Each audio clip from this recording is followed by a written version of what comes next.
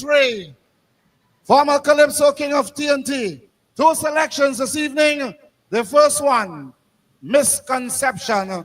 Would you please welcome contestant number 7, Honest Liverpool, better known as Chocolate.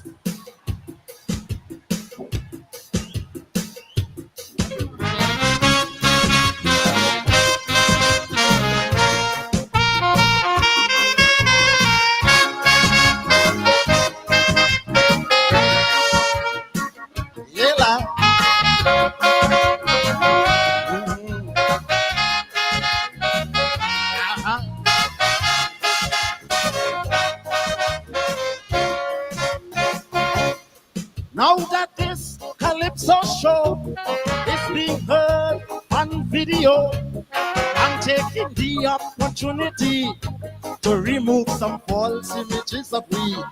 So all you people listening out there in London, France, Boston, Canada, there are many misconceptions out there. All you just hear that affair I'm from Trinidad and Tobago, brother. We are not a part of Jamaica. Though we sing reggae, that and we culture is pan and kite so there. You hear? So when you hear Harry Belafonte and Poindexter, that is not kind so, that is brandy mixed with water. And don't you think that mighty Sparrow is the only king of Kaiso? There's also Kitchener, the grand master of Calypso. Tonight there are 8 Trinis here in this ring, but we are not the only ones who could sing. So Urban Hall must bring in Hitch and Black Stallion. Oh yeah, so it's time to know the right things about Trinidad. I lie.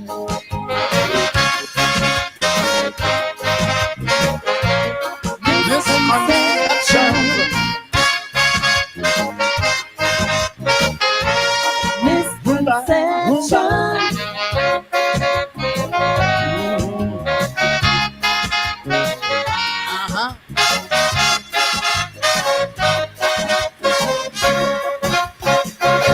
Don't worry with all them secretary posing in Canada as refugee.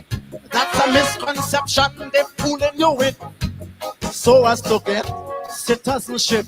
And all them criminals up in Brooklyn, it's not Trinidadians doing the killing. We don't fight, we don't fuss, and when we cuss, we just say Paul. And that's all. We go to New York to shop, not to stay. We are not Haitians, we go run away. We are not from Bosnia where men die like mice. We come from paradise. And like England, we have a female speaker with some clout. Our female speaker does what big men and kick them out. And if you see we police marching, we'll be there against Prime Minister Manning. For carnival, them and Manning, lining and drinking. Abu Bakr staged a coup there, but Abu Bakr we no longer fear. For this year, he was in the audience sipping ginger beer. So it's time to know the right things about Trinbago. A lie.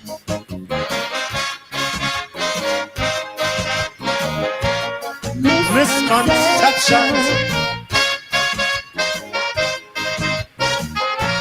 Misconception. Beautiful.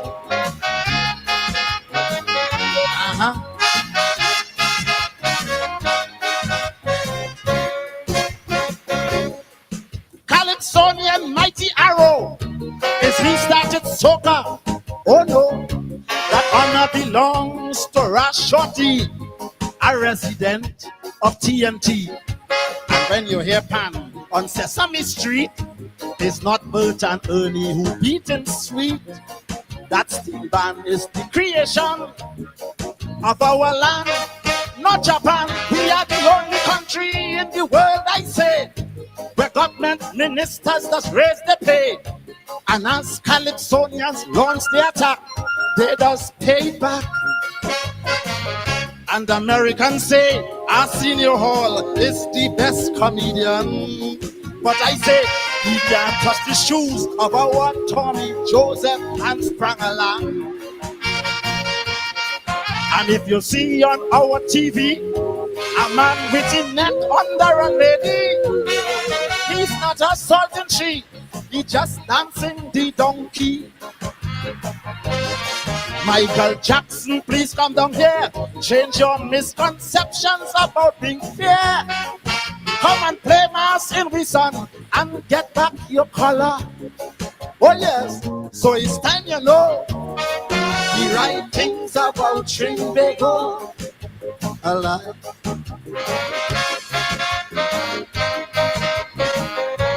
Misconceptions.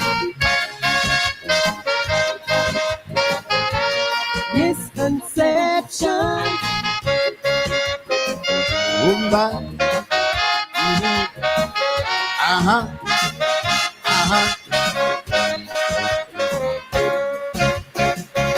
I know some of you will give me talk about misconceptions of New York. Well, the first misconception about New York is that the Caribbean is saltfish and New York is pork. And every Spanish man is Puerto Rican. That's a misconception. And Trinidadians hate Jamaicans. That's a wrong assumption. Him like soca man. Another misconception in the USA is that every Rasta man could sing reggae. And anybody giving you a fast tempo, that is calypso. Oh no. And like England, we have a female speaker with some clout.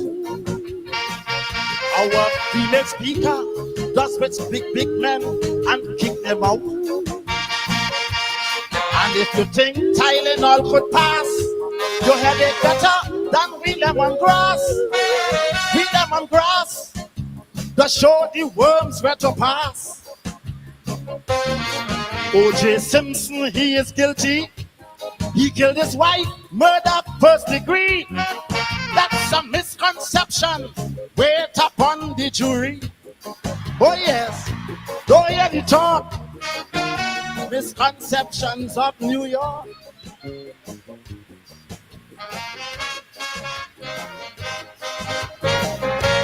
Misconception. Misconception.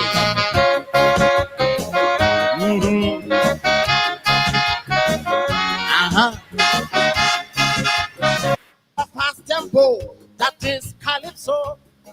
Oh no. And like England, we have a female speaker with some clout. Our female speaker does with big men and kick them out. And if you think Tylenol could pass your headache better than we lemongrass,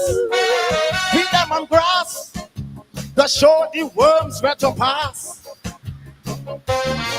O.J. Simpson, he is guilty.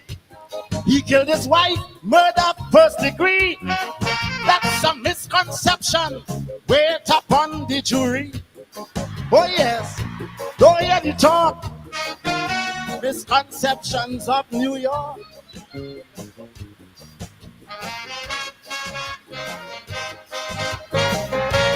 Misconception. Misconception.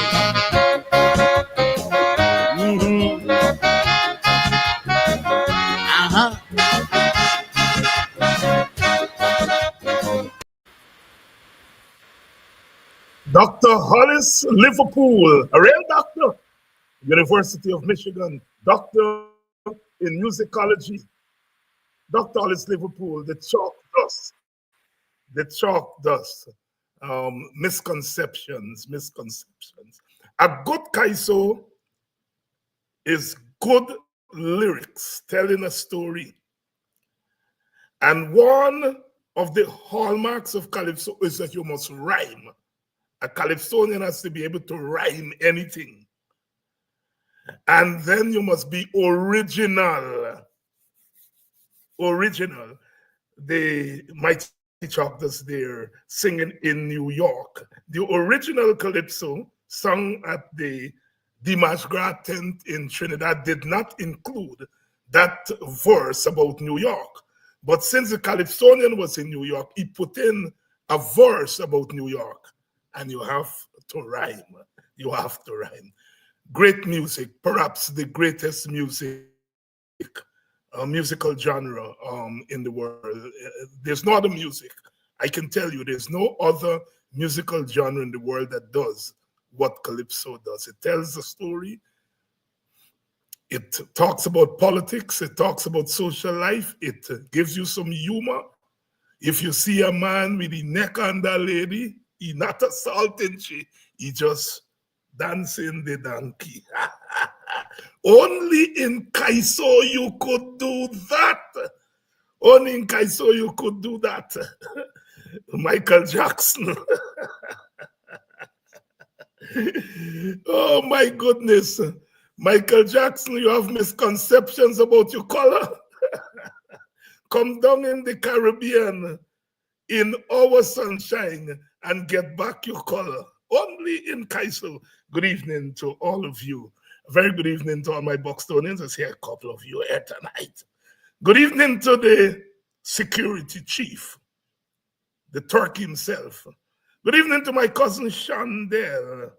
Good evening to you, Denise Booker. Good evening to you, Danette Booker. Now, if I continue calling, people are going to say it's only Buxtonians I have on the program. It's Friday night. It's Friday night. Dr. Vincent Adams is here. He's a little bit under the weather.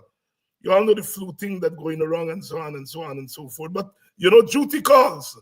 Duty calls. Good evening to all of you who are joining us from Guyana. It's Pagua. Pagua. Pagua. Pagua. Pagua. Today's Pagua Day, Oli. Today is Pagua Day. And, you know, I was in a meeting today and we were recalling when African Guyanese started playing Pagua. It was under the Burnham time. and you know, because the holiday was a holiday given not by the PPP. It was on the Burnham, the PNC gave Pagua as holiday, you know. Another misconception, people believe that, well, these Indian holidays were given by Jagger. No, oh no. These Indian holidays were all given on the Burnham. And I remember we were talking about when black people first started playing Pagua, we didn't have the beer, the red thing to throw upon you.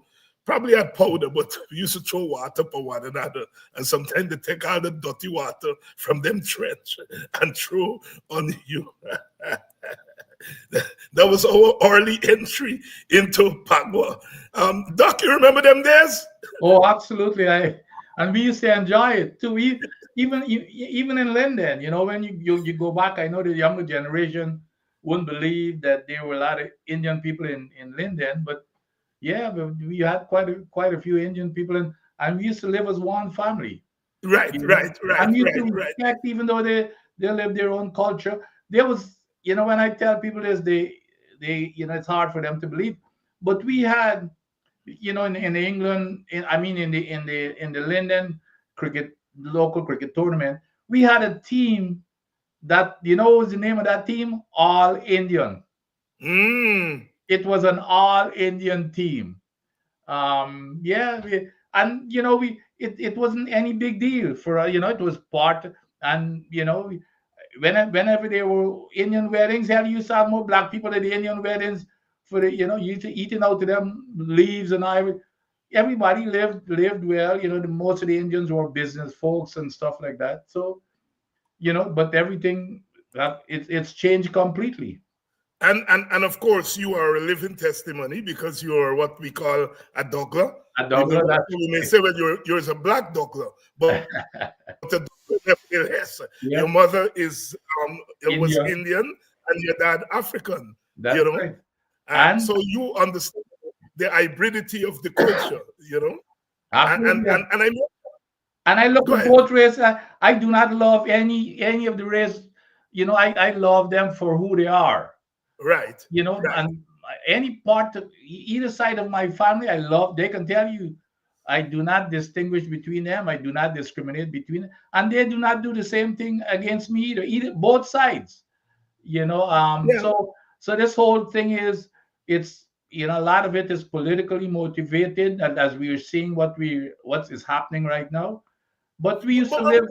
but you're right. Race is not an individual construct. No, it's not. Race is a collective political That's construct. right. Yep. Right? Yep. It's not an individual construct. Yes. It's not even a cultural construct. Nope. Because Nope. culture has to do with your heritage, your Indian heritage, your African heritage, your Chinese, your Amerindian, etc.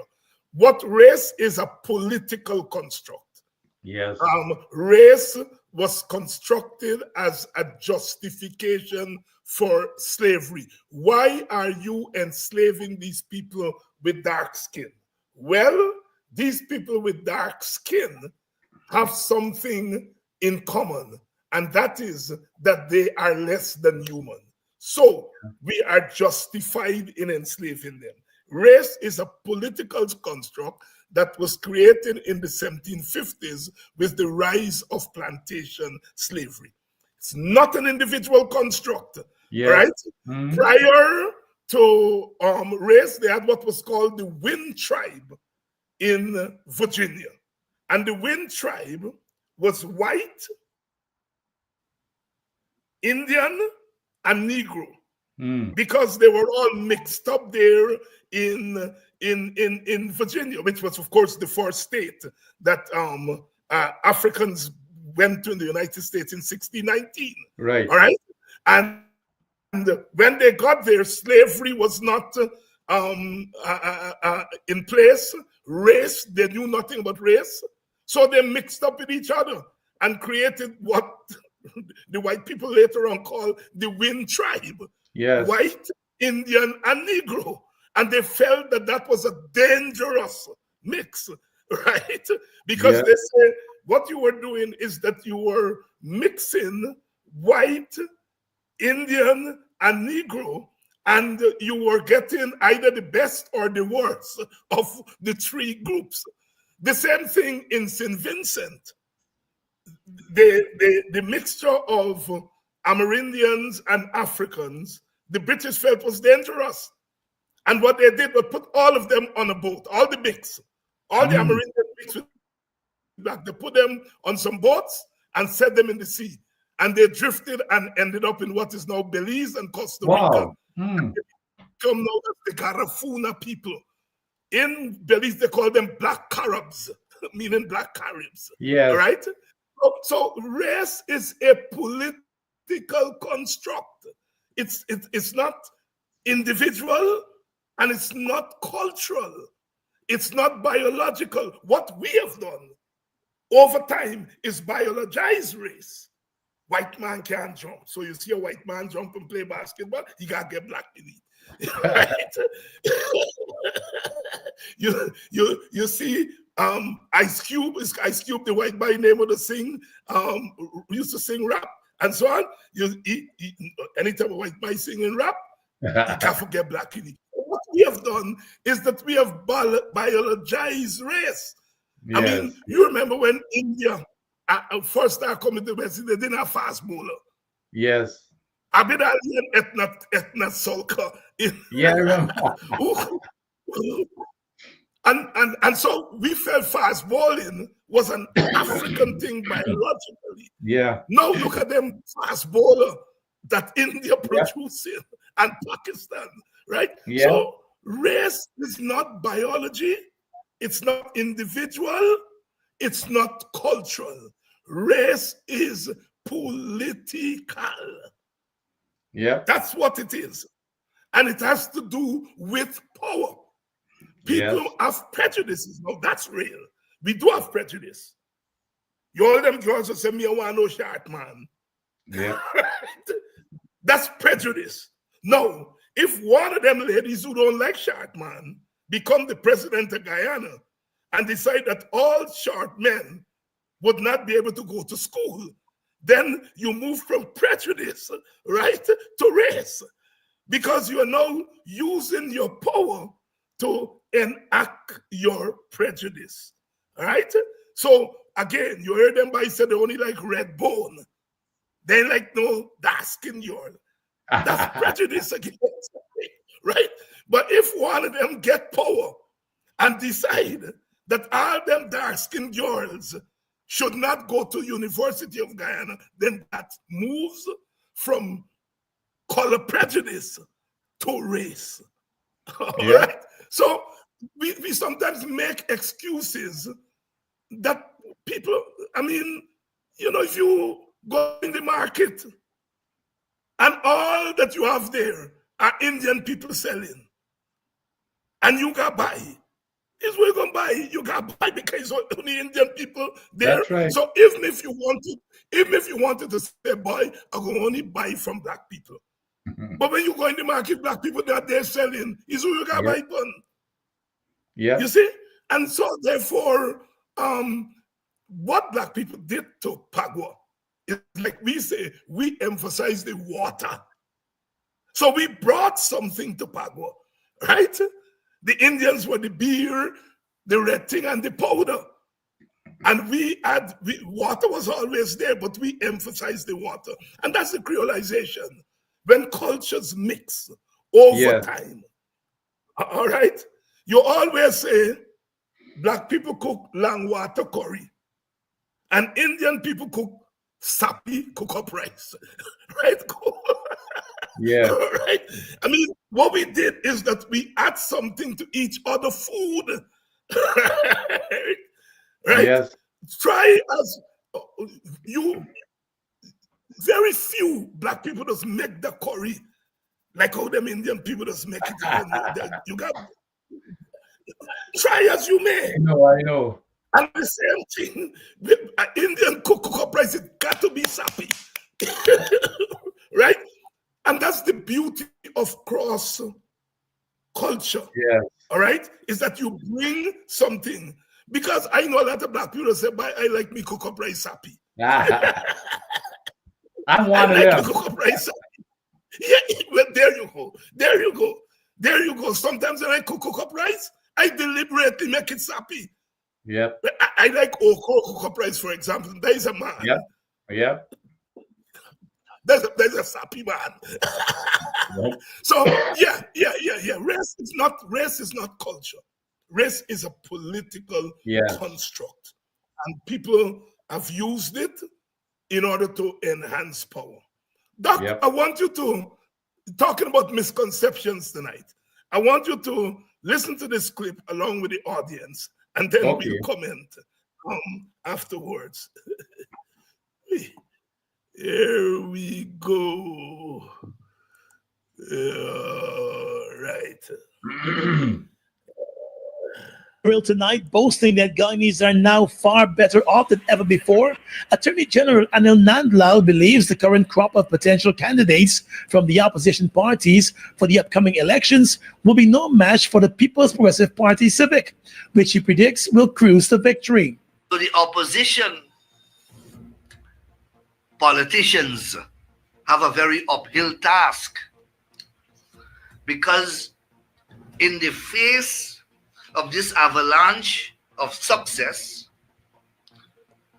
this avalanche of policies from which people are benefiting from every walk of life, from that backdrop, they have to do politics. How do you do that when they don't have anything of their own to which they can point? With elections set to take place later this year, Mr. Nandlal went into full campaign mode on his Issues in the News television program, as he laid out a case for the re-election of the governing party. Nandlal said the opposition parties are all reactionary. He said Guyanese are now in a better position to afford more and live a more comfortable lifestyle, thanks to the PPP and its policies, he noted. Billions of dollars have gone back to the Guyanese people. And that accounts for what you see across this country. The spending explosion, the number of motor vehicles, the fancy clothes that you see people wearing, the type of jewelry that you see they're wearing.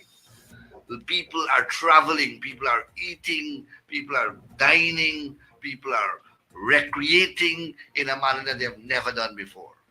The Attorney General said over the past 5 years, the PPP government has implemented policies and programs with the people in mind, which he believes has resulted in disposable income of Guyanese being increased. Those of you who live in the United States and Canada and overseas, you can comment now because you have lived overseas for a long time. And you, from a distance, you can see and you can observe objectively how the lives of Guyanese have been transformed.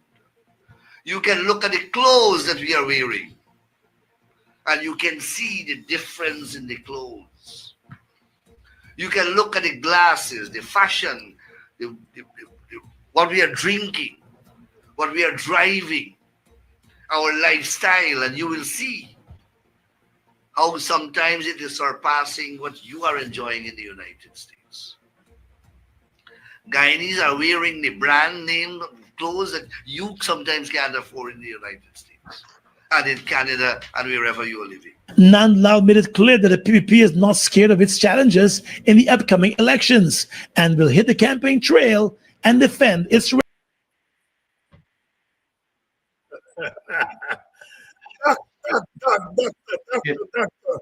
Doctor. You know what? These guys. Go ahead, Doc. Go ahead. No. You go ahead. You go ahead. No, You barely at me. And this is the kind of silliness. I mean, this cannot engender anything else but laughter. This is the kind of silliness that you hear from people that you're supposed to be taking seriously. He's measuring the success of the country about the brand, the clothes that people wear, the glasses that they wear, and when the facts are, they themselves said the basics of life, Dr. Hanks, the basics of life. When they themselves said that they're not spending the money to feed the people, half of the population is living in poverty, living on $5.50 per day. Half of the population, while they and their friends are getting rich. The malnutrition rate is 50% of the people. Look at the disaster. Now this man is talking about successes, the avalanche of successes. Is he in a dream world or something? But these people, they believe that people are foolish, Dr. Hang. Look at this whole disaster with this $100,000 handout. Look, well, it's going to be instantaneous, and then you have old people having to turn up, and all kinds of issues happening with these folks who've got to punish to get their own money. By the way, their own money. And then why are they silencing their critics? If they believe they've got such a great story, especially they're now talking about people in the diaspora, and they're silencing the same people in the diaspora. They're silencing up to when it was yesterday. We see what happens with Melly Mel, and hopefully we're going to talk about her. And we're going to get to Melly Mel a little bit later. Yeah, but I want to stay on Nandlal, because your point now, Nandlal is not a dunce. He been to law school. He read law books, right? Yeah, I assume he went to a good secondary school and so on. So he's not a dunce. Yeah. So it can be that Nandlal believe what he's saying. But this thing is about socializing an entire country to believe that development has to do with the jewelry you wear, the clothes you wear, and if you're eating out or you're eating home. And as an educator, and you're an educator too, I mean, this is more than politics. This is that you have an entire generation of young people who are going to, because you already have some of the young people by development.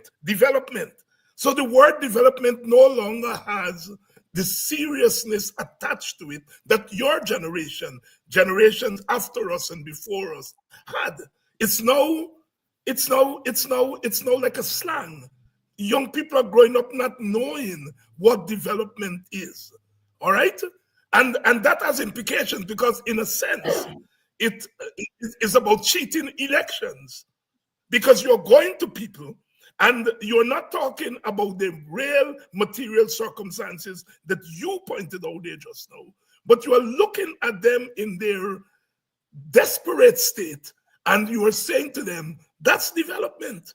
That's development. So what is the young person going to aspire to? They're going to aspire to wearing a couple of name brand clothes, little jewelry, and dining out and going out. And for them, that is the height of human development. And that's the dangerousness of what these chaps are doing. They're no different. But as they said, we have a captive audience out there for that kind of nonsense that they are putting there. Your thoughts? Well, and that's also is this whole thing about your name brand and the gold teeth you wear and the bangles and chain, and it's a code. It's a code, Dr. Hines. It's a racial code. Okay? You know that Yes. it is. Yes. It's Yes. directed at one set of young people. And we know, and you remember what Datadin and those folks say, that these guys they're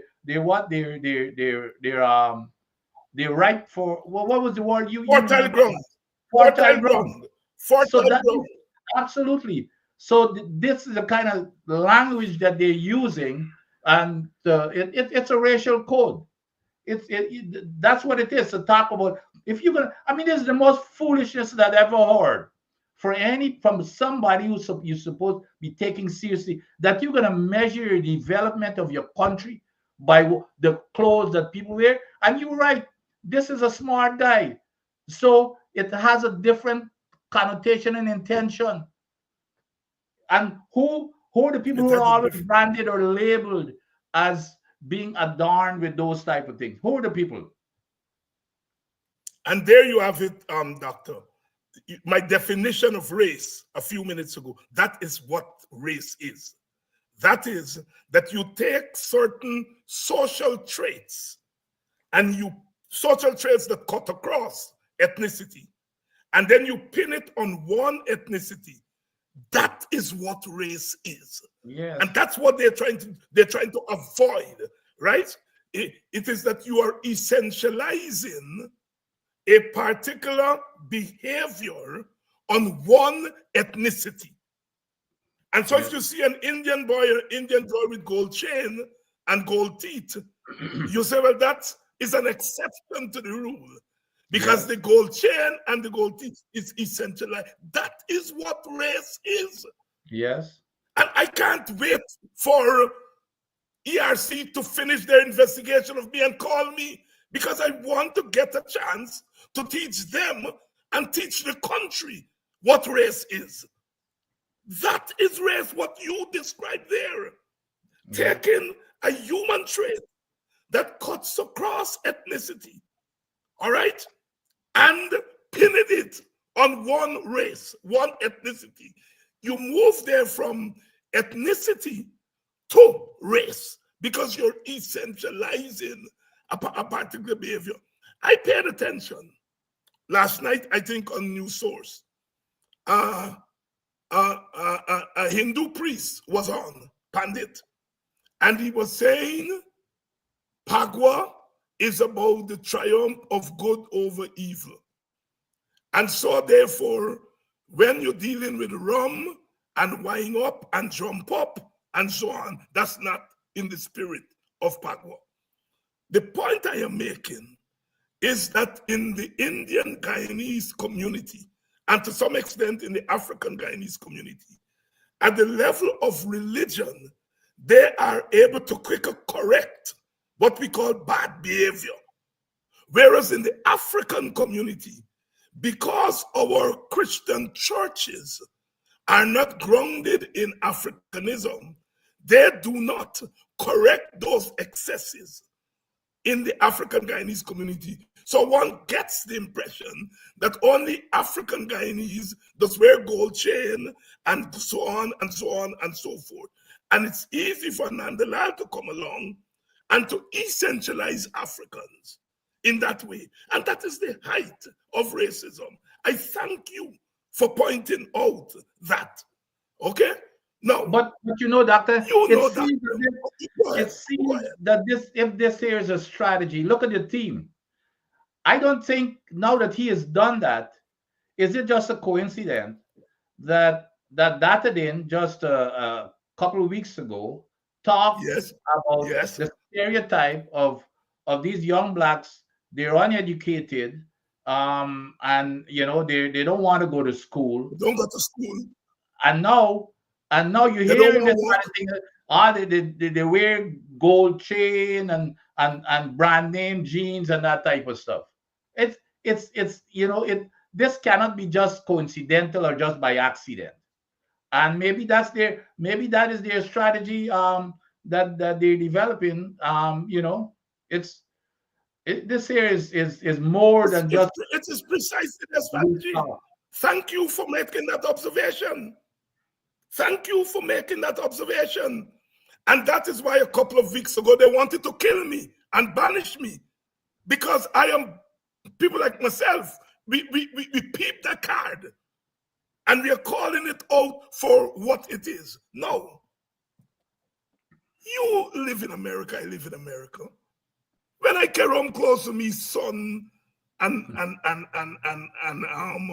my granddaughter and so on, me son call him in name brand that he want, right? So if he wearing name brand and I wearing name brand, it ain't got nothing to do with Guyana, because it's I buying name brand for Kerom for he, right? It ain't got nothing to do with PPP. All we know that barrel does go home. All we know that suitcase does go home. Hey, Doc, where you going left though? Well, that's a regular, so they don't tell me. Absolutely. But you know where you go. Absolutely. I mean, we know that from experience. But he is saying people who are able to do that, they think, doctor, them fancy plays that they get at Giftland and all these places and so on. Under normal circumstances, the normal Guyanese don't go to Cosmos, and some of them closed down. Yeah. Until somebody comes from overseas. Yes. And they say, well, what are we going to go buy? They call it, they say Cosmos. No, the normal Guyanese can't afford to go there. But when your family come home, and they say, buy Cosmos. And when you go to Cosmos, and you say, well, what are we drinking? You are talking about no Banks beer.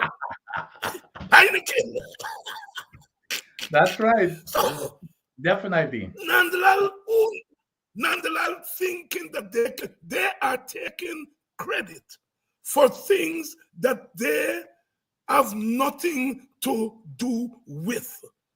All right? Yeah. Them Guyanese get a 6-month visa. They come to America.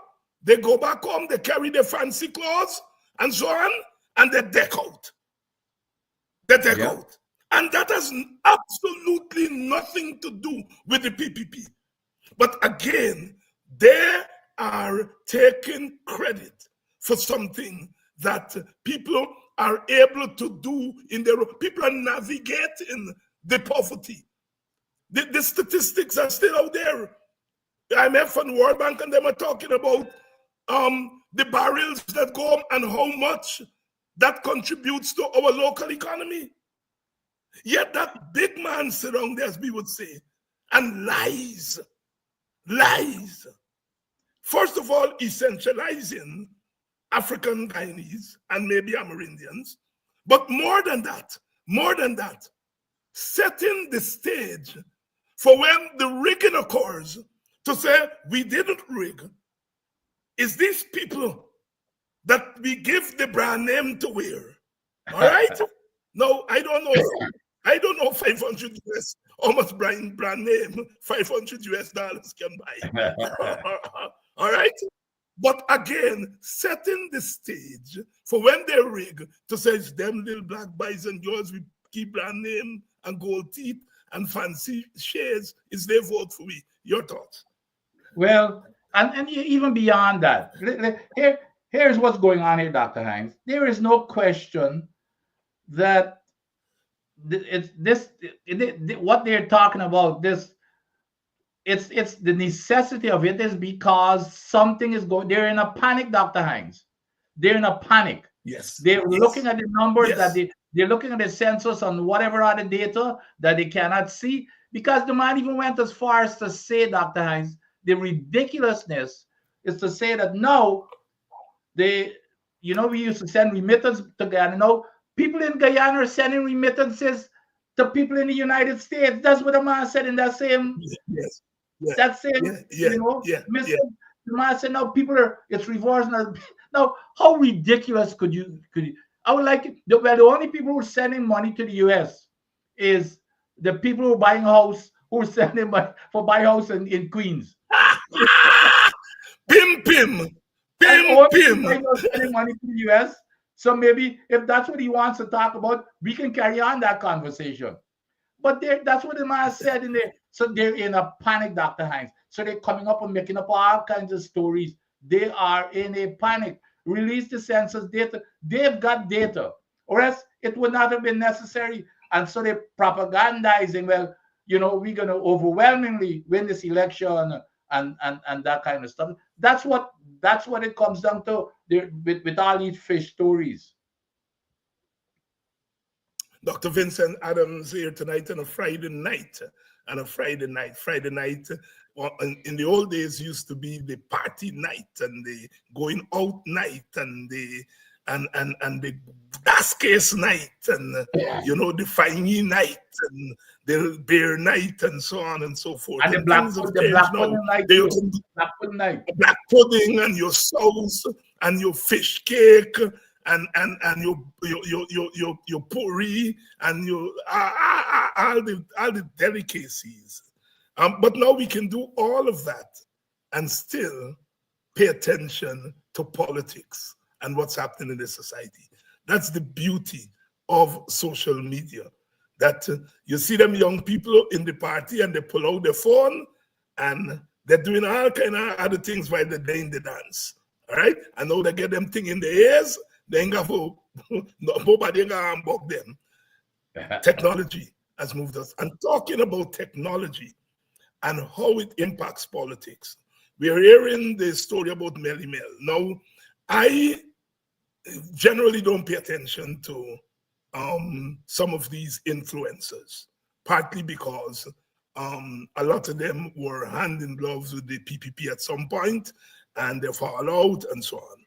But I think what has happened to Melly Mel here is very clear that the government is moving against somebody who is hurting them in a particular kind of way.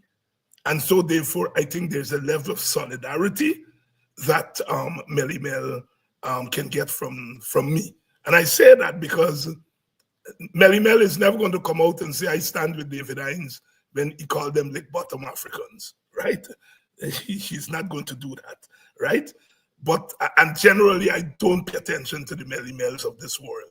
But I think her case is a peculiar case. It is very clear, it seems to me, Doc, that the government is moving against her because there is a certain kind of inside information that she is putting out there. Now, you and I can do analysis and we can get the data, but she has something other than data that I think is sending them crazy. Talk to me. Yeah, and it's a message. This here has a clear, going back to Nandalal again, in his missive about, well, even the people abroad knows what's going on. Well, why are you silencing the people abroad? Yes. Look, up to it was yesterday, I think there was a report, I think it was in the Stabrook News, the Civicus Monitor, it's a global alliance of civil society, they have warned of a deteriorating press freedom in Guyana. This is an Yes. international body. Now, all of these reports that are coming in that are so negative against this country in terms of the deterioration of every single metric, those are the metrics we need to talk about when you talk about development of a country. I never hear about no credible international rating organization that talks about the clothes you wear and all this kind of foolishness.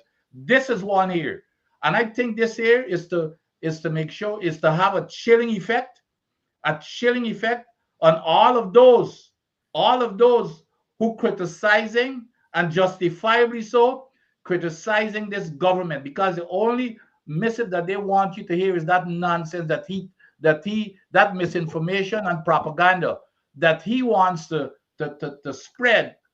And so when people like us who pay attention and can speak out, because we are abroad and the people in Guyana really cannot speak out. So now the only place that they're targeting are people in the diaspora, because they've already have everybody in control in Guyana. Very few people could afford to speak out in Guyana, or else they would suffer severely.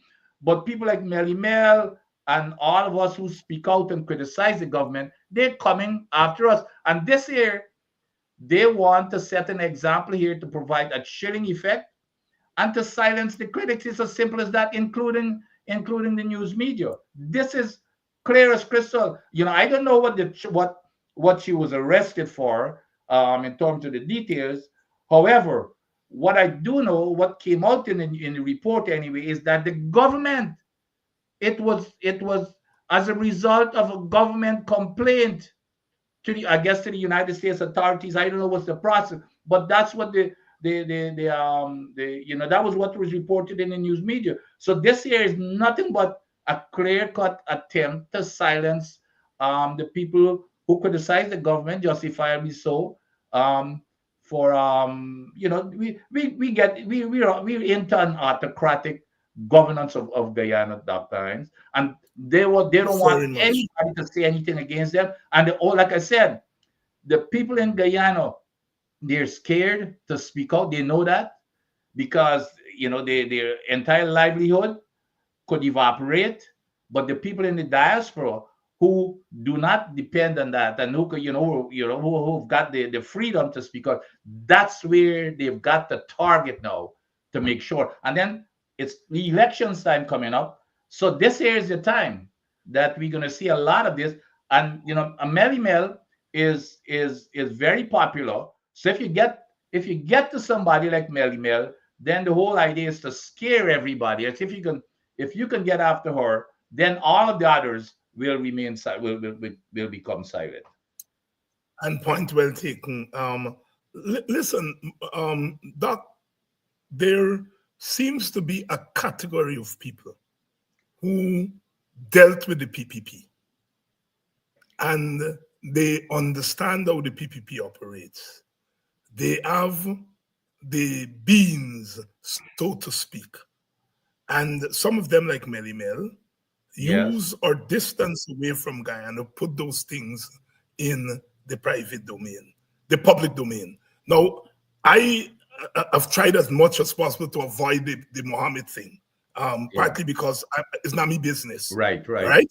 Mohammed was once the darling of the PPP. Yes. Most of the money that the Mohammeds make is as a result of what the opposition PNC, APNO FC people call favorite. Friends, family, and favorite. He was a friend, he was a favorite, and if you follow the president, he's like a family. And so his wealth came from being a friend, family, and favorite. Yeah. All right? Yeah. Now he and them fall out. That's not me business. Let us slug Matty out. Let us cough down and block down Matty. Yeah. And if in the process,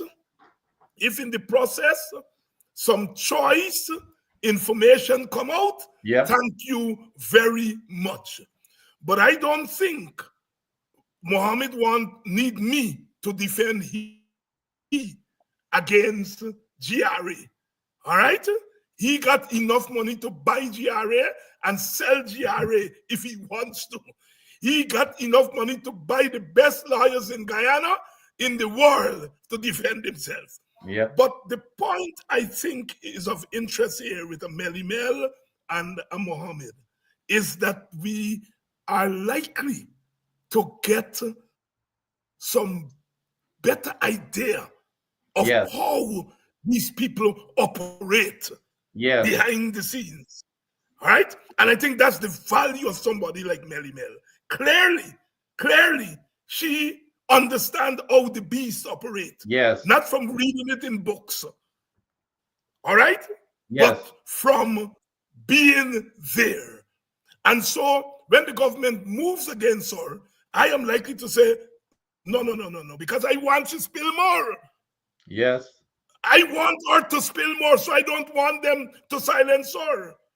All right? Yeah. Your view on Oh, that absolutely. And I think what is hurting them even more is that exact fact that you raised there, that she was in the belly of the beast at one time. And you do not ever, I don't know if you could you recall anybody else who have been there and have ever come out and doing what she's done? No. I don't think so. Whereas it happens on the other side over and over, as we've seen, even in recent time. But that doesn't happen. It doesn't happen with the PPP. So I think that is what's hurting them more than anything else. That here is this lady who's got the nerve to come out. She was in the belly of the beast to come out and spill her guts, which is damaging to them, Dr. Hines. And there might even be more. Who knows? Yes. And I think that so this here is to silence her and to send an example to others. And I think that point that you just made there is very, very important. Because I think both from the Mohammed standpoint and Melly Mel's standpoint, yes, for some of you all who are thinking that you all can go and play ball and smart those people, you all can play ball, you all believe you all can go and cut them, and you all gonna get away with it, right? Take warning. Melly Mel's life is now in danger. You know, all of our lives are in danger, but for a different reason. They are going to be prepared to kill that woman because she obviously got some information that they do not want to see any daylight. All right? So the thing cuts both ways. You deal up with them and you get some benefits. And then you feel you can leave them and then spill the bean on them. It don't work so. It don't work so. They will go to the gates of hell for somebody like Melly Mel. And she's standing up to them. She obviously has good lawyers. She's in the United States, but not all of you all will be so lucky like Melly Mel. You lie down with mangy dog, your skin gonna get dirty and you're gonna get dark flea. You lie down, not just lie down with dog, you lie down with mangy dog, and they're gonna carry me to the ERC because they're gonna say me calling them mangy dog now, and my language is unbecoming of a presidential candidate. But I'm repeating it again for the Chronicle who else listening. If you lie down with mangy dog, your skin gonna get what mangy dog get when it flea, dark flea, dirty. Yep. All right? So the Melly Mel scenario is very teachable. It's very, very teachable from several angles. From the angle that it sometimes takes people like that to give us the real deal because they were part of it. And probably she had the presence of mind to hold on to some document. All right?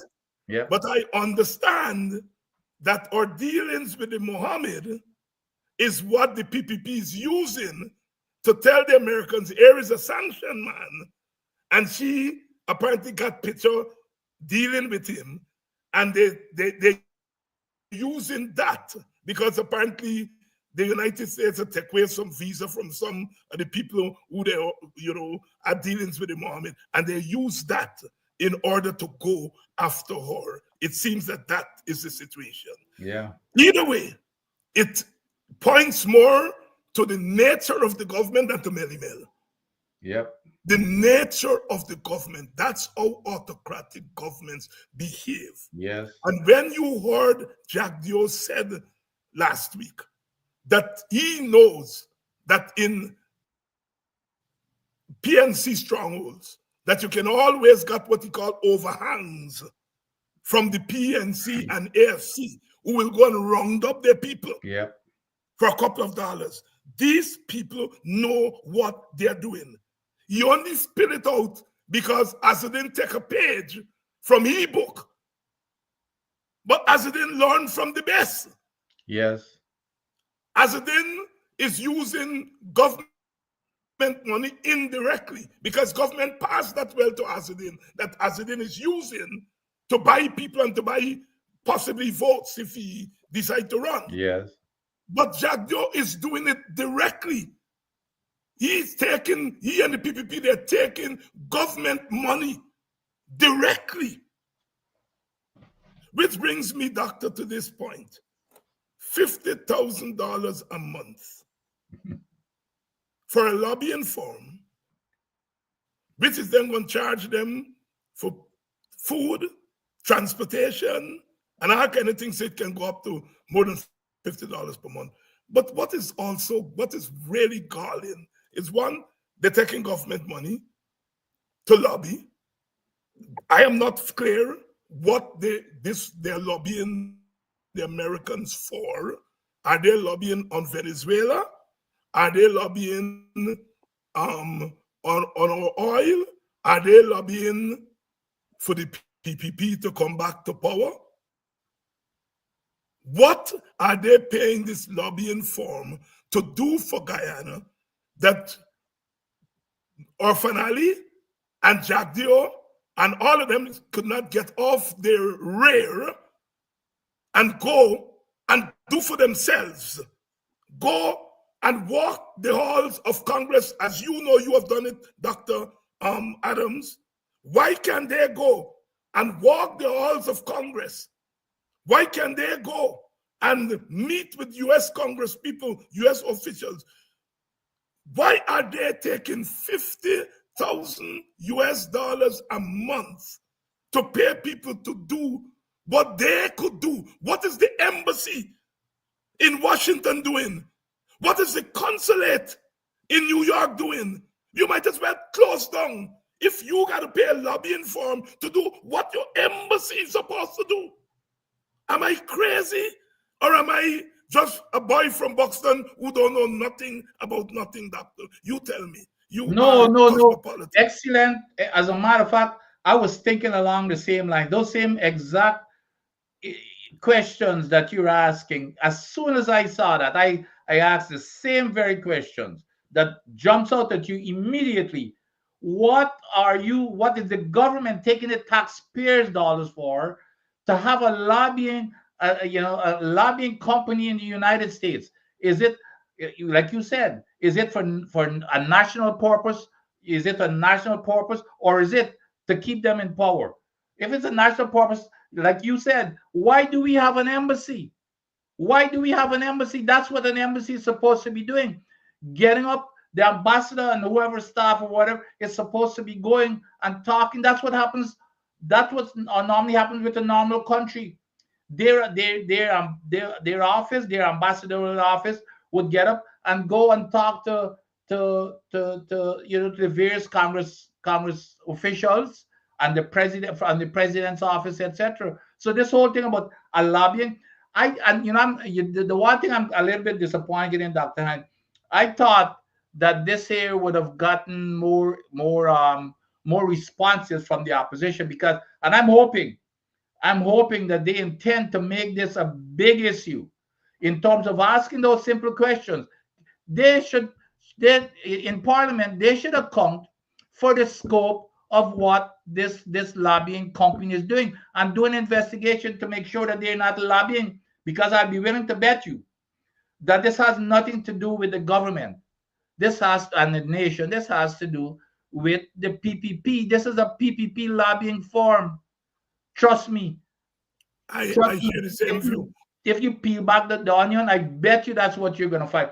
And we meaning the opposition, should put pressure on them and let the public understand what's going on here, where the taxpayers' dollars are going. They can't pay the 50% of the people. They're getting $5 a day to live on, but they have $50,000 a month to pay a form. To do what? When you've got an embassy in Washington. And They need to answer those questions. And this contract started in December, which means you would have had to negotiate the contract long before December. Yes. And this is March, and we are hearing about this thing in March. And why? But you raise another point here. Why is it only starting now, going into election season? They had 4 years. They had 4 years. So why is this just a coincidence that suddenly the most important thing now on their books, as we can see, by the getting on the news media every single day, we can see the most important thing is the elections. So why are you starting it? That cannot be a coincidence. You had 4 years. And as a matter of fact, the time that you should have, if you wanted, and we had problems with Venezuela going as when it came into office. We had, we started having problems. So why didn't they pick that lobby form? Now you're going to pick the lobby form because as soon as we getting into election season. That's not a coincidence, Dr. Hine. That is not a coincidence. Not a coincidence. And then these are the people who beat up on the coalition, who said, look, we take the money we get from the signing bonus, and we use that money in order to pay a lobbying That's firm exactly right. to lobby for Guyana territorial they beat up on the opposition. You're right. And and if you talk about a purpose, a legitimate purpose, that was a legitimate purpose, and it's on record. As a matter of fact, they can't deny that that's what it is on record. What that money was put aside for, it was because of that whole Venezuela issue. Is to say, okay, to go and get legal support. That's what it was. Dr. Adams, and I agree with you that is a matter that should have gotten much more treatment in the press by the opposition, and it's something that we have to attend to. Doctor, you and I lived through the PNC days under Burnham. Yep. And I remember when the PNC flag was flown over the appeal court. It was a big story. Big thing. And we thought we couldn't see anything worse than that. We fought that paramountcy of the party, where the office of the General Secretary was located in the Ministry of National Development. We fought those things. You don't fight things so that they can come back. You fight things to end them. Now today, we have the General Secretary of the PPP, sitting in his capacity every Thursday, pronouncing on government policy. Yes. What the hell is different? Yep. What the hell is different from what obtained 50 years ago and that we fought to end? And now we see the mother of all paramountcy, where a party slogan finds its way in the passport. That is I-Pass. And as all people would say, is RAS-Pass. Yep. Like I said, Dr. Hines, like I said, all of these things is no coincidence when it's happening. Okay? We're going into election season. But here's another one for you, Dr. Hines. They themselves, when they were in the opposition, they almost killed. It was, they lambasted for months. They lambasted in Parliament and in the news, lambasted the coalition for painting the buildings in green. The government buildings in green. They did that. And now This here is the mother of all. You talk about this here for them to take a party slogan and put it on an official document that really it depicts the sovereignty of our country. It defines that, Dr. Hines. A passport, that's what it does. But again, and on top of that, these things are not happening. Like I'm telling you, Dr. Hines. The other thing that they did recently was to put that same one Guyana on our $2,000 note. They name a FPSO, one of those drill ships, one Guyana. This here is playing with the minds of our people. Even now, look at your passport, Dr. Hein. Your passport may even have to be used as an ID when you go to vote or something. That's right. That's right. So this here, I am right. telling you. Excellent point. Excellent point. I am telling you, this is no coincidence. This is well thought that everything, the passport and everything that we talked about earlier, it's all happening. The lobbying in Washington, all this is happening right when they're getting into gearing up for elections. This is what's going on, doctor. This is no accident or coincidence. That is what's going on. Doctor, I never met Burnham, but I know a lot of people who dealt closely with Burnham. I studied Burnham. I was an activist during the Burnham era. But I think I am ready to put whatever integrity I have on the line by saying, Burnham, if me thought about something like that, would never do it. No. I think there's something about Burnham and Burnham generation that would have said, no, draw the line here. I'm going to fly the flag over the appeal court. I'm going to put the office of the general secretary, but I ain't putting Burnham fever in any passport. I am not putting that in any passport. I cannot think about any logic that would have driven Burnham there. And I am only using Burnham because they use Burnham as the standard for dirtiness. Yeah. This is the dirtiest. No class, no shame. None. But that's where, this here is a political. I cannot believe you're going to use the passport. Look, the other thing that I'm telling you, these are the symbols.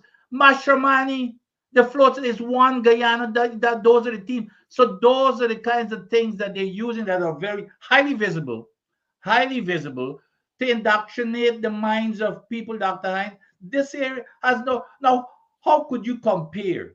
Or how you want to tell me, how could this overtake one people, one nation, one destiny that was carefully thought out and has a meaning? What the heck does one Guyana mean, Dr. Hines? One people, one nation, one destiny. We've got six people in six different races in Guyana.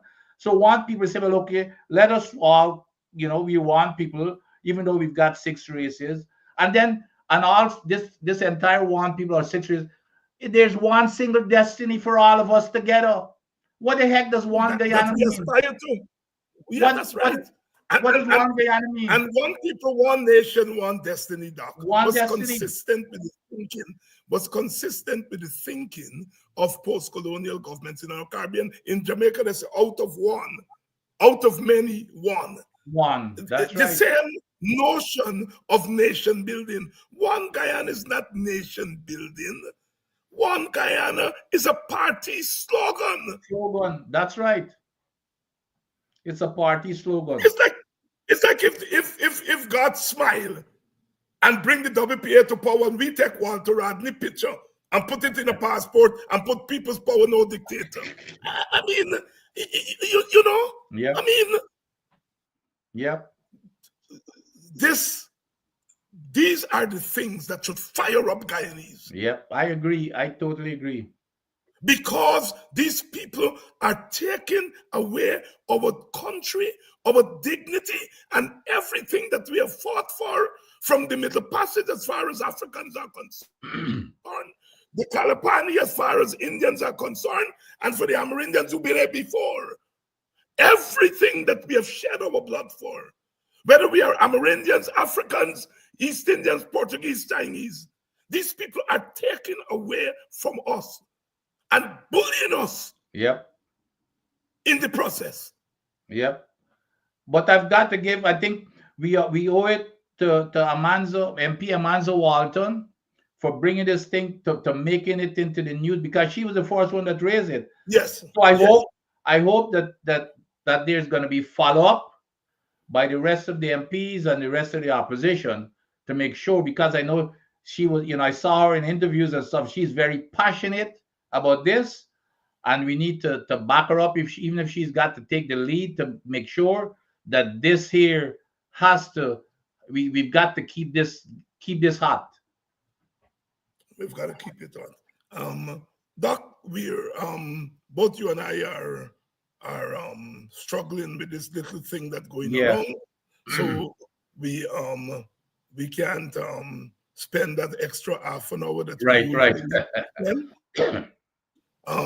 Is there anything that you want to say before we go? No, I think we covered a lot, and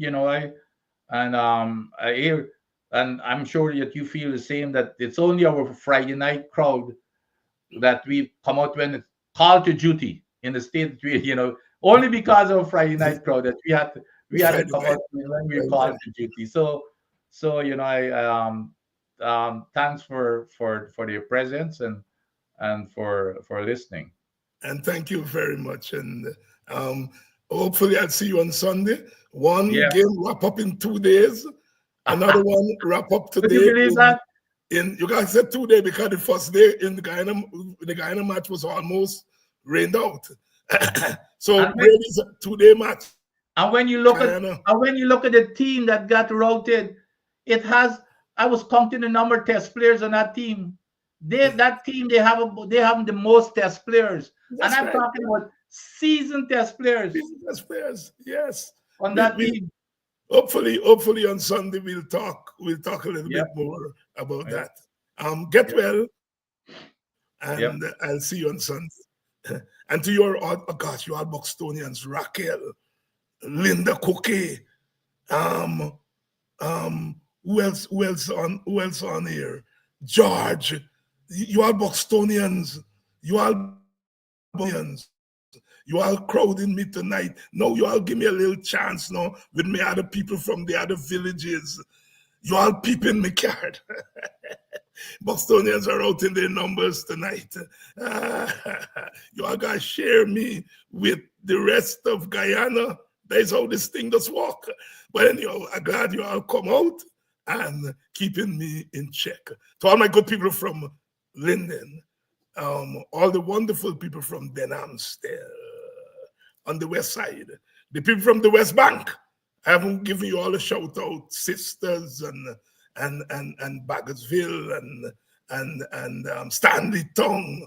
Those used to be my stomping ground 5 years ago, 10 years ago, when we did some good work in that part of the country. Good evening to all of you from West Bobis, all of you from East Bobis, Quarantine, and of course those of you in the interior. Essequibo Coast, keep the faith and keep the fight. Essequibo belongs to Guyana. And I don't mean to leave out the tongue people, but tongue is tongue. And don't matter where you live, by me go tongue, gal me go tongue. You got to come to tongue. And for all the regulars, Francine, Denise, Clive, Dana, Liverpool, Marcia Jackman, and all of y'all. When I think about Jackman, I just think about Bachelor Venta, Paradise Bachelor Venta, Jackman, Blackman. There's 5 family there. Jackman, Blackman, Bacchus, Clark, Pye.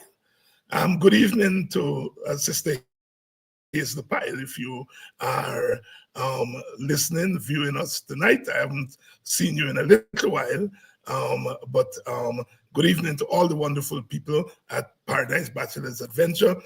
Our condolences on the death of the young firefighter who was, as far as I'm concerned, killed by the state.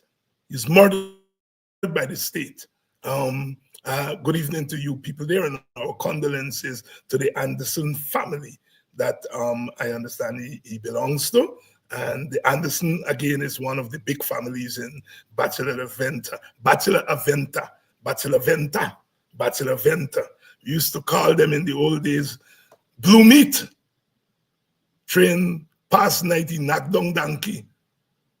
Bachelor Venta people, they believe a cow. So they go and they cut off. Everybody cut off the piece of meat. You know, the electricity like them time them now. And they go home and they start bile. Next morning they wake up, they see the blue meat because they said donkey meat are blue when you boil them. So when I would go to school and people come from Venta Paradise, we call them blue meat people. Wonderful rivalry always between, but that's a very important village. Did play a very important role in the 1823 uprising.